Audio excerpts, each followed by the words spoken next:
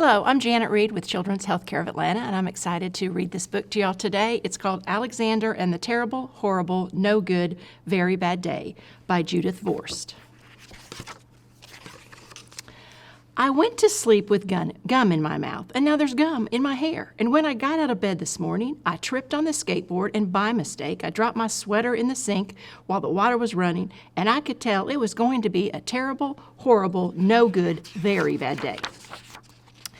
At breakfast, Anthony found a Corvette Stingray car kit in his breakfast cereal box, and Nick found a junior undercover agent code ring in his breakfast cereal box. But in my breakfast cereal box, all I found was breakfast cereal. I think I'll move to Australia.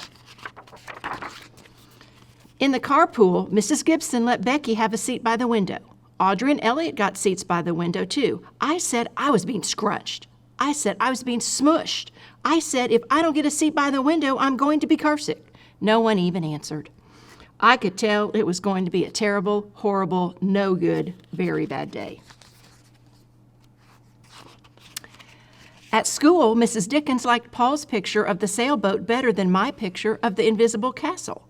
At singing time, she said I sang too loud. At counting time, she said I left out 16. Who needs 16? I could tell it was going to be a terrible, horrible, no good, very bad day.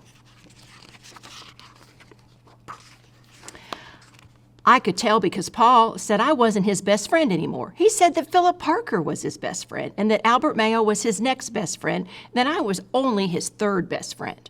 I hope you sit on a tack, I said to Paul. I hope the next time you get a double-decker strawberry ice cream cone, the ice cream part falls off the cone part and lands in Australia. There were 2 cupcakes in Philip Parker's lunch bag, and Albert got a Hershey bar with almonds, and Paul's mother gave him a piece of jelly roll that had little coconut sprinkles on the top. Guess whose mother forgot to put in dessert? It was a terrible, horrible, no good, very bad day. That's what it was, because after school, my mom took us all to the dentist, and Dr. Fields found a cavity just in me. Come back next week, and I'll fix it, said Dr. Fields. Next week, I said, I'm going to Australia. On the way downstairs, the elevator door closed on my foot, and while we were waiting for my mom to go get the car, Anthony made me fall where it was muddy, and then when I started crying because of the mud, Nick said I was a crybaby. And while I was punching Nick for saying crybaby, my mom came back with the car and scolded me for being muddy and fighting. I am having a terrible, horrible, no good, very bad day, I told everybody.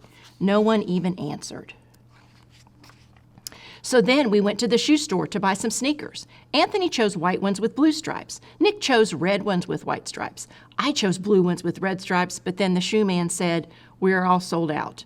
They made me buy plain old white ones, but they can't make me wear them.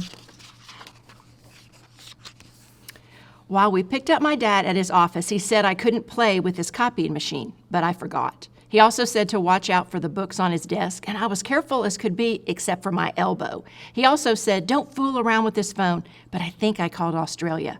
My dad said, please don't pick him up anymore.